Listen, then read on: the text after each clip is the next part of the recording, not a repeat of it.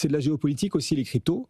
Et cette rivalité Chine-États-Unis. Alors on la connaît, cette rivalité sur les droits de douane, sur l'intelligence artificielle, l'accès aux terres rares. Bien voilà que les cryptos deviennent aussi un sujet de chamaille, on va dire. Voilà que Pékin accuse Washington d'avoir volé des milliards de dollars en Bitcoin à travers un hack. Et alors effectivement, c'est une histoire un peu complexe, donc je suis allé me renseigner quand même pour bien comprendre ce qui s'est passé et d'où vient l'accusation en réalité de la Chine.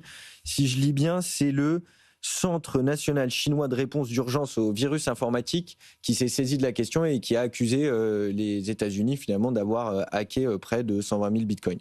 En réalité, si on rembobine un petit peu les choses et qu'on regarde ce qui s'est passé, il y avait une société qui s'appelle Prince...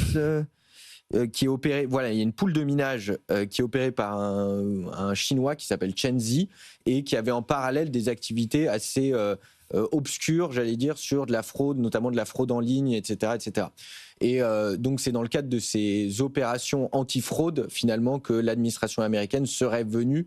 Alors on ne sait pas comment, mais venu saisir les bitcoins qui étaient détenus par ce propriétaire chinois. Et la Chine dit c'est du vol. Washington a volé 13 milliards de dollars en bitcoin à travers un hack. Voilà. Exactement. Alors à travers un hack, ça, il n'y a pas de détails et je les ai pas retrouvés sur la manière dont ils sont allés prendre les clés privées pour aller saisir les bitcoins.